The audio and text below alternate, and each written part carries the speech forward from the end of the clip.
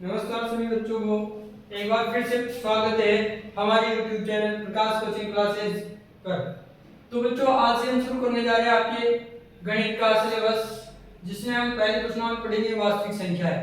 ठीक है, वास्तविक संख्याओं को समझने से पहले हम सारी संख्याओं को समझेंगे। तो जो संख्या है वो मुख्यतः आपके दो प्रकार की होती है। कितने प्रकार की होती है? दो प्रकार की। पहली होती है आपके वास्तविक संख्या है। कौन सी होती है? वास्तविक संख्या है। और दूसरी होती है आपके अवास्तविक संख्या है। ठीक है बच्चों, इन अवास्तविक संख्याओं को हम काल्पनिक संख्याएं भी बोलते हैं। क्या बोलते हैं? काल्पनिक संख्या है, या फिर ऐसी संख्या है जिसे हम केवल मान सकते हैं, उनका कोई अस्तित्व नहीं होता है। ठीक है, तो हमारा जो चैप्टर है उसका नाम ही वास्तविक संख्या है। तो अपन कंप्लीटली ज्यादा जानकारी वास्तविक संख्याओं की करेंगे। अवास्तविक संख्याओं को तो ऐसे थोड़े नॉलेज के लिए समझा देंगे। ठीक है, तो वास्तविक संख्या है, देखो सबसे पहले वास्तविक संख्याओं में क्या आएगी, देखो ध्यान से। फर्स्ट नंबर पे आएगी आपकी प्राकृत संख्या है। प्राकृत संख्या है। ठीक है, प्राकृत संख्या को हम कैपिटल एन से व्यक्त करते हैं। किससे व्यक्त करते हैं बच्चों? कैपिटल एन से व्यक्त करते हैं। समझ में आ रही है बात?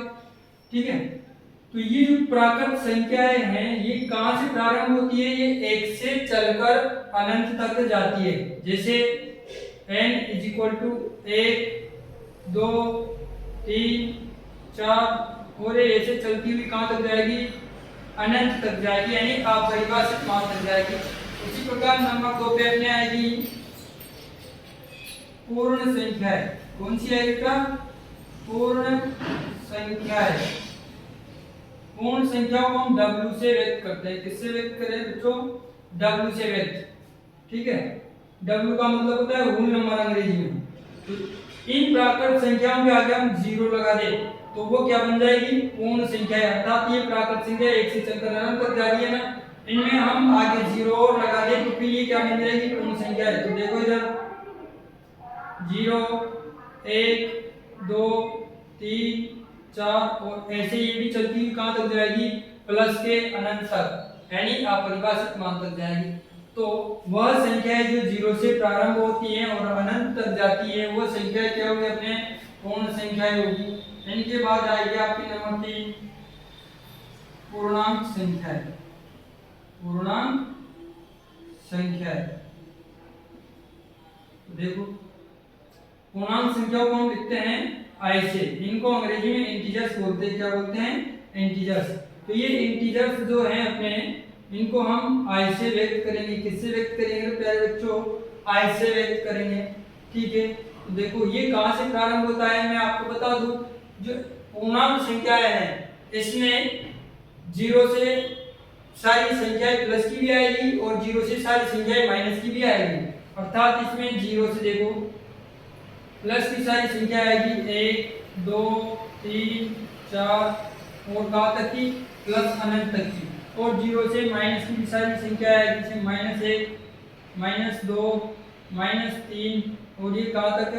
माइनस अनंत तक। कहां तक बेटा? माइनस अनंत तक। ठीक है, तो पूर्णांक संख्याओं में 0 भी होता है, प्लस की सारी संख्याएं भी होती है, माइनस की सारी संख्याएं भी होती है। तो उसे हम क्या कहेंगे? पूर्णांक संख्याएं कहेंगे। इसके बाद आपके आता है नंबर 4 परिमेय संख्या है। परिमेय संख्या है। देखो परिमेय संख्या को हम कैपिटल Q से व्यक्त करते हैं। किससे व्यक्त करते हैं? कैपिटल Q, अर्थात बड़े Q से व्यक्त करते हैं परिमेय संख्याओं को। ओके, तो परिमेय संख्या किसे कहते हैं भाई? देखो इसकी एक पर्टिकुलर इसकी क्या है? परिभाषा है। ठीक है, तो ध्यान देखो डेफिनेशन है। तो वह संख्या है जिसे P/Q के रूप में व्यक्त कर सकते हैं। तो वह संख्या है जिसे हम P/Q के रूप में व्यक्त कर सकते हैं। यहाँ P/Q क्या बन गई? एक भिन्न बन गई। क्या बन गई? भिन्न, जिसमें P का अंश है और क्यों इसका हर है। ठीक है प्यारे बच्चों, तो आगे ध्यान दें, इसमें एक और कंडीशन आएगी आपके कि वह संख्या जिसे हम p बटा q के रूप में तो लिख सकते हैं, लेकिन इसके लिए एक और कंडीशन है, जहां पर यहाँ जो q है वो कभी जीरो नहीं हो सकता, q is not equal to zero. ठीक है, मतलब जो भिन्न का अंश हर होगा वो कभी जीरो नहीं हो सकता। ठीक है, हर में तो कुछ भी हो चलेगा, लेकिन अंश में कभी भी जीरो नहीं आना चाहिए। जीरो के अलावा चाहे माइनस की संख्या आए चाहे प्लस की संख्या आए, कोई फर्क पड़ता नहीं है, लेकिन जीरो नहीं आना चाहिए। तो याद रहेगा ना आपको, परिमेय संख्या को हम कैपिटल Q से व्यक्त करेंगे और इसकी जो परिभाषा है वो ध्यान रखिए आपको, वह संख्या है जिसे हम p बटा q के रूप में व्यक्त कर सकते हैं, जहां इसका हर अर्थात q का मान कभी जीरो नहीं हो सकता, और तथा p और q पूर्णांक है। क्या है यहाँ पे, p और q पूर्णांक है। ठीक है, अब देखो पूर्णांकों में माइनस की सारी संख्या भी आती है, प्लस की सारी संख्या भी आती है और जीरो भी आता है, लेकिन इसने साफ साफ मना कर दिया कि इसका जो हर है q का मान वो जीरो नहीं हो सकता। बाकी जीरो को छोड़कर कोई सा भी पूर्णांक यहाँ पर p और q का मान हो सकता है। ठीक है बच्चों, तो आगे चलते हैं, इसके बाद इसके उदाहरण देख लेते हैं। इसके क्या देख लेते हैं, उदाहरण। देखो जैसे हमने इनके उदाहरण लिए, ये क्या है, इनके एग्जांपल्स ही है, तो इसकी भी तो हम एग्जांपल्स देखेंगे, उदाहरण देखेंगे। ध्यान से देखें, जैसे वो सभी संख्याएं जिनका वर्गमूल नहीं निकाला जा सकता, वो सारी की सारी क्या होगी, अपरिमेय संख्या होगी। ये सॉरी परिमेय संख्या है, हम पढ़ के आ रहे हैं बेटा परिमेय संख्या है, इसके बाद पढ़ेंगे अपरिमेय। तो परिमेय संख्या में अभी भी समझाया, जो भिन्न के रूप में आएगी वो सभी क्या होगी, परिमेय संख्या होगी। तो जैसे 2/3 आ जाए, माइनस का 4/6 आ जाए, 1/2 आ जाए, तो इन प्रकार जो भिन्न मिलेगी ना आपको, वो सब भिन्न क्या होगी, परिमेय संख्या होगी। ठीक है, इसके बाद आती है आपके अपरिमेय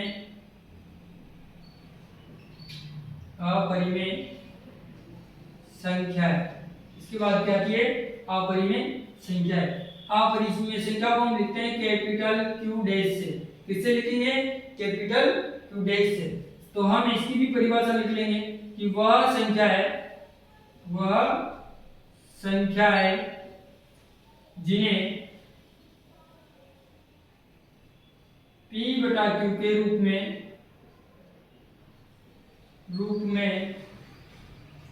नहीं लिख सकते हैं। तो वह संख्या है जिन्हें p बटा q के रूप में नहीं लिख सकते हैं। क्या हो बेटा, वो अपरिमेय संख्या। अब अपरिमेय संख्याओं के उदाहरण भी हम लिखेंगे, तब तक आप ये जो हमने अभी पढ़ा है इसका स्क्रीनशॉट ले लीजिए, उसके बाद हम परिमेय संख्याओं के उदाहरण देखेंगे। तो सभी बच्चे यहाँ पर ये हमने जो भी पढ़ा है इसका स्क्रीनशॉट ले लें, इसके बाद हम आगे बढ़ते हैं। तो देखो ध्यानपूर्वक, तो अभी हमने पढ़ी है परिमेय संख्या है। तो इन परिमेय संख्याओं के हम उदाहरण देखते हैं। तो सबसे पहले ध्यान रखना, वो सभी संख्याएं अपरिमेय होगी जिनका वर्गमूल नहीं निकलता। जैसे ध्यानपूर्वक देखेंगे, जैसे √2, तो 2 है तो 2 का वर्गमूल नहीं निकलता, अर्थात √2 का वर्ग कुछ भी बाहर नहीं आता। √3 हो गया, √5 हो गया, √7 हो गया। इस प्रकार बहुत सारी संख्याएं होगी जिनका वर्गमूल नहीं निकलता, तो वो सब क्या होगी, अपरिमेय संख्याएं होगी। ठीक है, इसके बाद आपके आ गया पाई भी आपके अपरिमेय संख्या होती है। इसका कारण भी हम आगे चलकर देखेंगे क्यों एक अपरिमेय संख्या होती है। इसके बाद अनवसानी अनावर्ती वाली संख्या है। जैसे देखो, जैसे इस प्रकार मिल जाए आपको 1.20,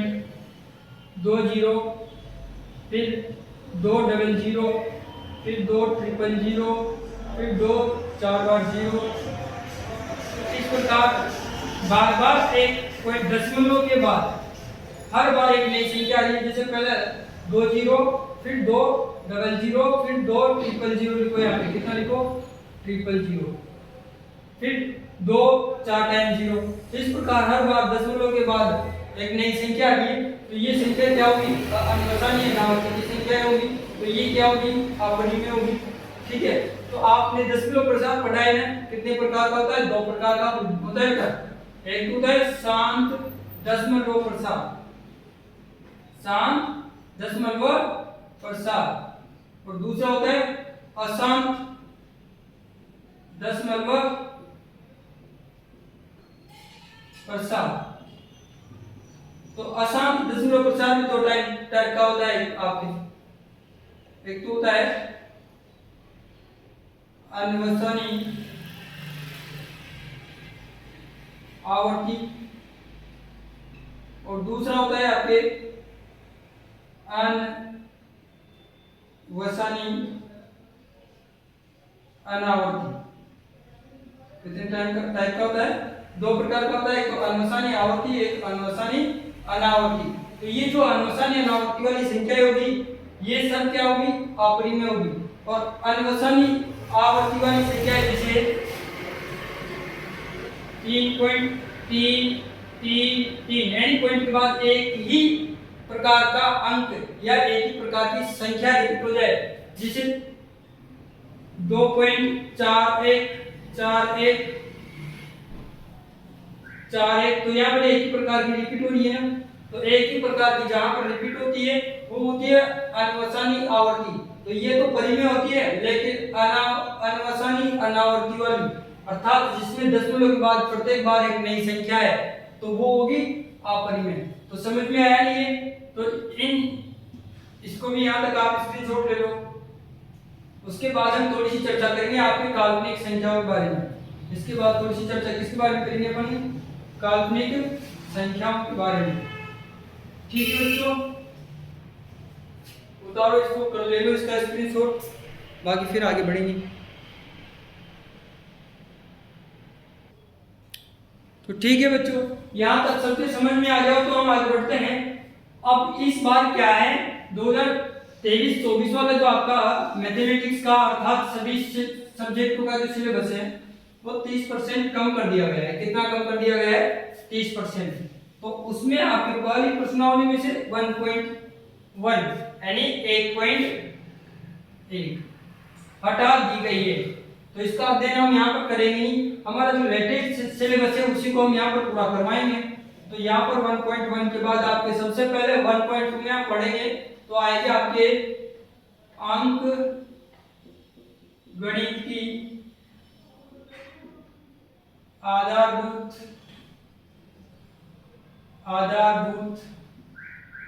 प्रमेय। बेटा ये प्रमेय छोटी सी है, बस एक नॉलेज लेनी है अपने को।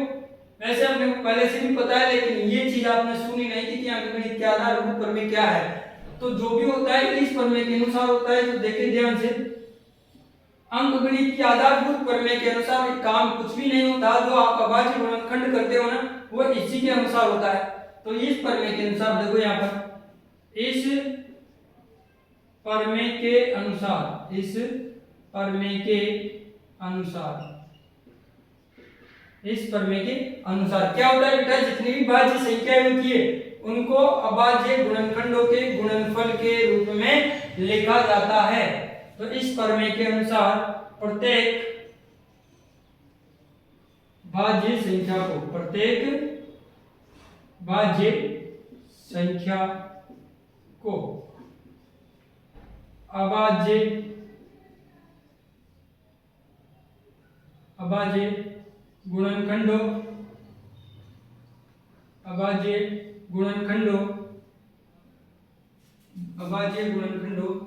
गुणनफल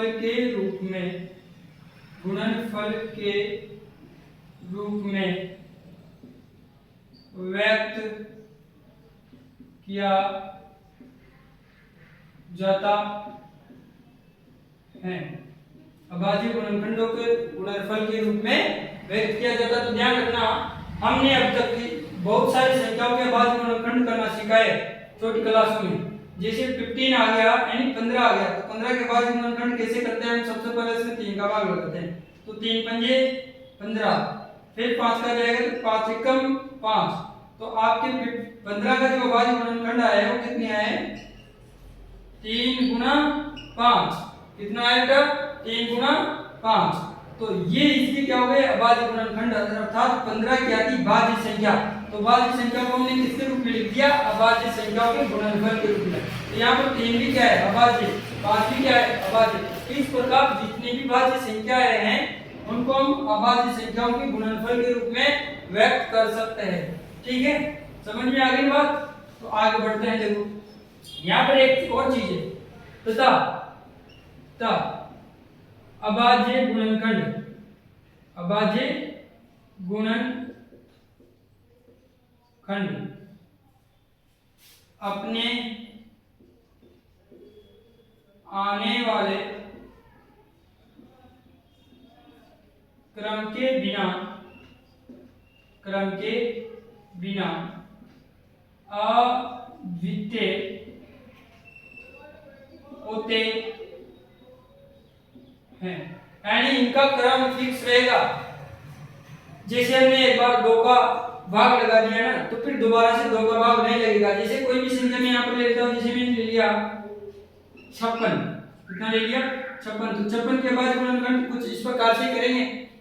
तो सबसे पहले 2 का भाग लगाएंगे तो 28 भाग, फिर 2 का भाग लगाएंगे तो 14 भाग, फिर 2 का भाग लगाएंगे तो 7 भाग, फिर 7 का भाग लगाया तो कितनी बार गया? 1 बार। ठीक है, तो ये 2 2 2 3 बार आ गया ना। अब 7 आ गया, फिर भी कुछ संख्या बच जाती तो 2 का भाग दोबारा नहीं लगाते। जैसे कोई और उदाहरण लेते हैं, जैसे 87 ले लिया। 87 क्या होगा? अभाज्य। जैसे 89 ले लिया आपने, तो कितने का भाग जाएगा इसमें? पहले एक से कुछ और संख्या ले लो ऐसी जिसमें जिसके अभाज्य गुणनखंड हो। जैसे हमने ले लिया 92, तो इसमें भाग जाएगा 2 का, कितनी बार जाएगा? 4 दूनी 8, 6 दूनी 12, 46 बार, फिर 2 का 23 बार, फिर 23 का भाग जाएगा 1 बार। तो इनके भाज्य गुणनखंड क्या आ गए? 2 गुना 2 गुना 23। इसके क्या आ गए थे? 2 गुना 2 गुना 2 गुना 7। तो ये क्या है? इनके अभाज्य गुणनखंड। और अभाज्य गुणनखंड अपने आने वाले क्रम के बिना क्या होते हैं? अद्वितीय होते हैं। अर्थात 2 के बाद हमने 7 का भाग लगा दिया तो फिर दोबारा से 2 नहीं आएगा। ठीक है, यहाँ 2 के बाद 23 का भाग लग गया तो फिर दोबारा से 2 का भाग नहीं जाएगा। ठीक है ना, समझ में आ रही है बात? तो ये है अभाज्य गुणन अंकगणित की आधारभूत प्रमेय। तो इसको भी आप स्क्रीनशॉट ले लो, उसके बाद हम करेंगे प्रश्नावली के सवाल। तो आइए पहले बच्चों हम शुरुआत करते हैं आपकी प्रश्नावली 1.2 की। तो 1.2 में पहला प्रश्न है आपका, निम्नलिखित संख्याओं को अभाज्य गुणनखंडों के गुणनफल के रूप में व्यक्त कीजिए। पहला प्रश्न क्या है बच्चों? निम्नलिखित, क्वेश्चन नंबर 1, निम्नलिखित संख्याओं को अभाज्य गुणनखंडों के रूप में, गुणनखंडों के गुणनफल के रूप में, गुणनफल के रूप में लिखिए, गुणनफल के रूप में लिखिए। तो इसका सबसे पहला जो प्रश्न है वो है 140। कितना है? 140। तो 140 को हमें अभाज्य गुणनखंडों के गुणनफल के रूप में व्यक्त करना है, अर्थात 140 का करना है अपने को अभाज्य गुणनखंड। तो अभाज्य गुणनखंड सभी बच्चों को आता है, तो ध्यान दीजिए। तो 140 में सबसे पहले भाग दे रहा है 2 का, तो 2 का देंगे 70 बार, 7 दूनी 14, 0 का 0। फिर 2 का भाग है 3 दूनी 6, बचेगा 1 तो 10, 5 दूनी 10, 35 बार गया। 35 में 2 का नहीं जाएगा, कितने का जाएगा? 3 का। तो 7 3 का भी नहीं जा रहा, कितने का जाएगा इसमें? 5 का भाग जाएगा, कितने का जाएगा? 5 का। 7 और 5 35, फिर 7 में केवल 7 का भाग जाएगा 1 बार। तो 140 के जो अभाज्य गुणनखंड आएगा वो कितने आ गए 2 गुणा 2 गुणा 5 गुणा 7। ठीक है, कितना आ गया 41 का अभाज्य गुणनखंड 2 गुणा 2 गुणा 5 गुणा 7। ठीक है, इसके बाद नंबर 2 देखो, इसके बाद नंबर 2 इसका सवाल है दूसरा 156। कितना है 156। तो 156 को भी अपने को क्या करना है अभाज्य गुणनखंडों के रूप में व्यक्त करना है। तो 156 के आपको अभाज्य गुणनखंड करने हैं और डायरेक्टली इसका उत्तर लिख देना है। तो देखो यहाँ पर भी 2 का भाग जा रहा है, 7 दूनी 14 बचेगा 1 तो 16, 8 दूनी 16, फिर 2 का भाग जाएगा 3 दूनी 6 बचेगा 1 तो 18, 9 दूनी 18, फिर 39 में किसका भाग जाएगा 13 का, 3 का भी जा रहा है, कितने का जा रहा है 3 का, 3 एकम 3 और 3 किया 9, 13 टाइम 13 भाग गया। फिर 13 में केवल 13 का ही भाग देता है एक बार। तो 156 के बाद गुणनखंड क्या आ गया बच्चों 2 गुणा 2 गुणा 3 गुणा 13। और ये अभाज्य गुणनखंड करने की जो प्रोसेस है, जो प्रक्रिया है, वो आपको रफ वर्क में करनी है। किसमें करनी है रफ वर्क में, और डायरेक्टली आपको उत्तर में इस प्रकार से लिख देना है। ठीक है, इसके बाद आपके तीसरा प्रश्न है इसका 3825। 3825 कौन सा है तीसरा 3825। ठीक है, तो इसके लिए आपको निकालने हैं अभाज्य गुणनखंड। क्या निकालने हैं बच्चों अभाज्य गुणनखंड। तो इधर ध्यान दे, यहाँ मैं कर देता हूँ इधर 3825 तो करेंगे। सबसे पहले इसमें भाग जाएगा 3 का, कितने का जाएगा 3 का।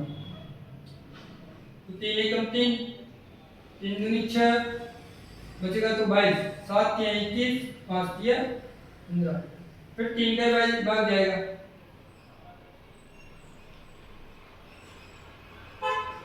4 किया 12, 3 दूनी 6, 5 किया 15। ठीक है, फिर कितने का भाग जाएगा 3 का जाएगा नहीं, 5 का भाग जाएगा, कितने का जाएगा 5 का। 8 पंजे 40 बचेगा 2, 5 5 25, फिर 5 का ही भाग जाएगा, 5 एकम 5 बचेगा 3 तो 7 पंजो 35, फिर 17 में केवल 17 का ही भाग जाता है, फिर एक बार। तो जो 3825 है इसके बाद गुणनखंड आ गया 3 गुणा 3 गुणा 5 गुणा 5 गुणा 17। तो ये इसका उत्तर हो गया 3 गुणा 3 गुणा 5 गुणा 5 गुणा 17। तो आपको इसके नंबर नहीं मिलने, आपको मिलेंगे नंबर इसके। तो ये काम आपको रफ में कर लेना है और फिर डायरेक्टली उत्तर में कैसा लिखना है ऐसा लिखना है। इसके बाद इसका लास्ट प्रश्न है चौथा। इसका लास्ट प्रश्न कौन सा है चौथा प्रश्न है। कौन सा है चौथा। तो चौथा प्रश्न है 5005। तो इधर देखो 5005 को 5005 के हम कर लेंगे यहाँ पे अभाज्य गुणनखंड। तो 5005 में केवल 5 का भाग दे रहा है, कितने का भाग दे रहा है 5 का। तो 1 0 0 1। ठीक है, फिर 1001 में कितने का भाग जाएगा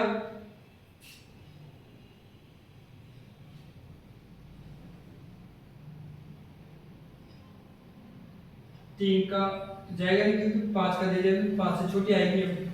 तो 1001 में एक सेकंड रुको, देखो ध्यान दें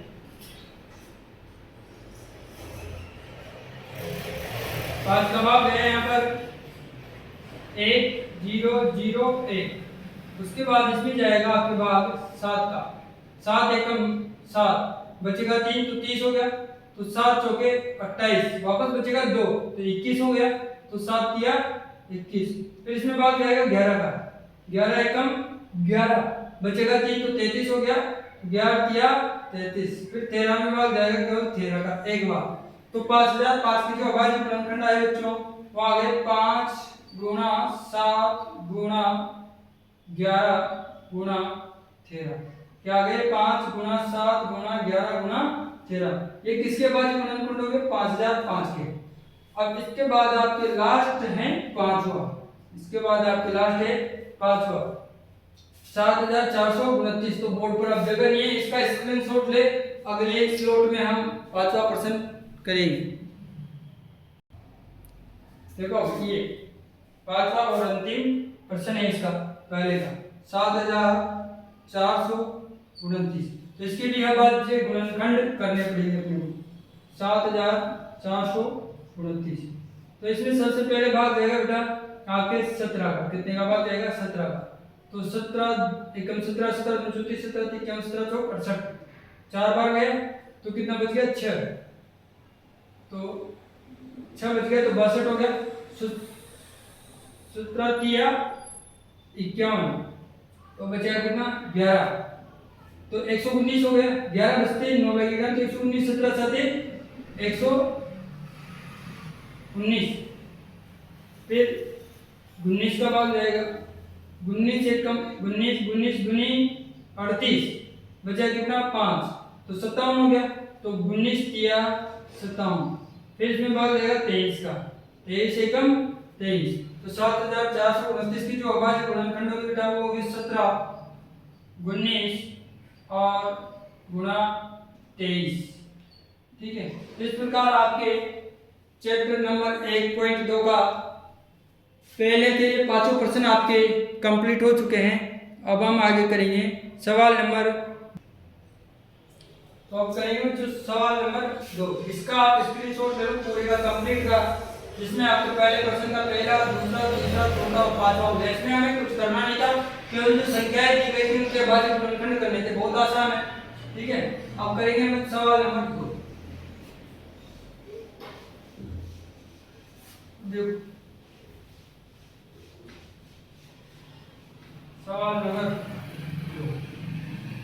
सवाल नंबर 2 में क्या बोला है आपसे कि निम्नलिखित संख्याओं के अभाज्य गुणनखंड द्वारा HCF और LCM ज्ञात करो। क्या ज्ञात करो?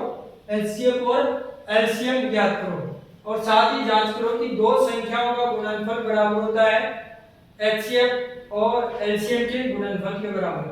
ठीक है। तो दूसरे का पहला प्रश्न है, इसमें दो संख्याएं 26 और 91 है। तो इनका हमें निकालना है LCM और HCF। HCF और LCM। तो ध्यान दें किस विधि से निकालेंगे अपन? अभाज्य गुणनखंड विधि द्वारा। तो पहले हम 26 से क्या कर देंगे रफ में अभाज्य गुणनखंड। तो सबको आता है 2 का भाग 13 बार, 13 का भाग 1 बार। ठीक है। अब 91 के भी कर लेंगे अभाज्य गुणनखंड। तो 91 में कितने का भाग जाएगा? 3 का।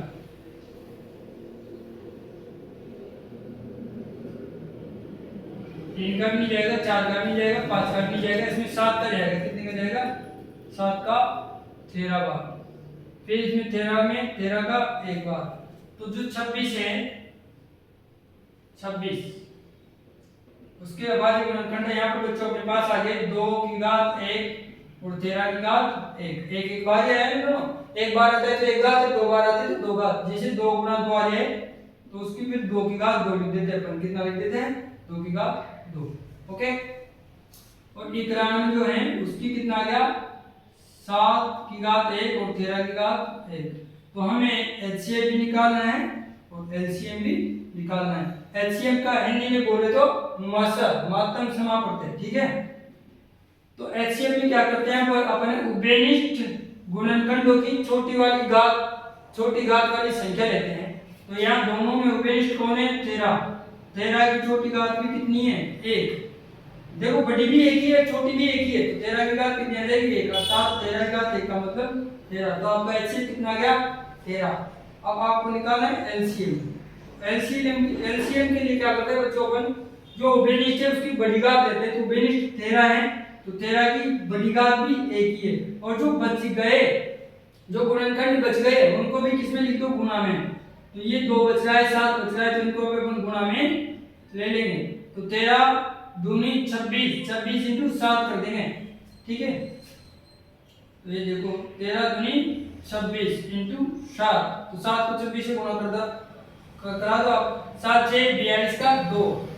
फिर बचेगा 4। तो 7 दूनी 14 और 4 18। तो आपके आगे पे यहाँ पर LCM 182। LCM कितना आ गया? 182। तो अब हमें जांच भी करनी है। क्या करनी है? जांच में क्या करनी है? ध्यान दे। इसमें हमें जांच करनी है 2 संख्याओं का गुणनफल। 2 संख्याओं का गुणनफल बराबर होता है HCF, बराबर होता है HCF N2 LCM के। ठीक है, याद तक आपके समझ में आया। जांच क्या करनी है अपने को, दो संख्याओं का गुणनफल किसके बराबर होता है, एचसीएफ और एलसीएम के। तो करके देखते हैं, दो संख्याएं कौन कौन है, 26 और 91 ही यहाँ पे। हर प्रत्येक सवाल में दो संख्याएं होगी। ठीक है, तो यहाँ पर दो संख्याओं का गुणनफल अर्थात 26 मल्टीप्लाई 91, 26 गुणा 91 बराबर एचसीएफ भी आपको पता है कितना है 13, और एलसीएम भी आपको पता है कितना 182।